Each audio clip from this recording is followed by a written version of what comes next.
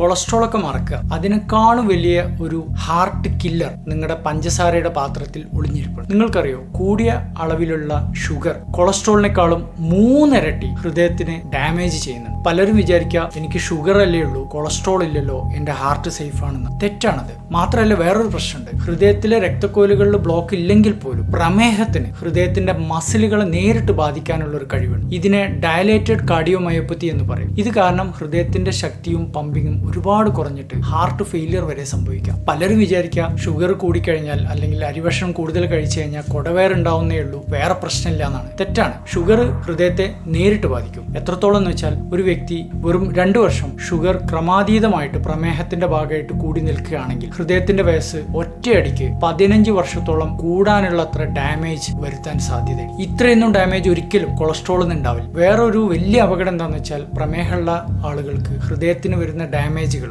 Silent ആയിട്ടാണ് സംഭവിക്കുക. അതിന്റെ ഒരു സൂചന പോലും പലപ്പോഴും നമുക്ക് കിട്ടില്ല. കൊളസ്ട്രോൾ കാരണം വരുന്ന ഹൃദയ പ്രശ്നങ്ങൾ കുറേ വർഷങ്ങൾക്ക് ശേഷം പതുക്കെയാണ് സംഭവിക്കുകയെങ്കിൽ ഷുഗർ പെട്ടെന്ന് ഫ്ലക്ച്വേറ്റ് ചെയ്യുന്നതടക്കം ഹൃദയത്തിനെ വളരെ ഫാസ്റ്റ് ആയിട്ട് ബാധിക്കുന്നത് കാണുന്നുണ്ട്. വെറും 72 മണിക്കൂറിനകത്ത് വരെ ഹൃദയത്തിന് ഡാമേജ് സംഭവിക്കാമെന്നാണ് പഠനങ്ങൾ കാണിക്കുന്നത്. അതുകൊണ്ട് ഇനി ബർത്ത്ഡേ കേക്ക് എല്ലാം കഴിക്കുമ്പോൾ വളരെ സൂക്ഷിച്ച് കഴിക്കുക. മാത്രമല്ല, ഇനി പൊരിച്ചതും വറുത്തതിനെ കുറിച്ച് കൂടുതൽ ടെൻഷൻ അടിക്കുന്നതിന് പകരം നിങ്ങളുടെ പഞ്ചസാര പാത്രത്തെക്കുറിച്ച് കൂടുതൽ ആലോചിക്കുക. അതുകൊണ്ട്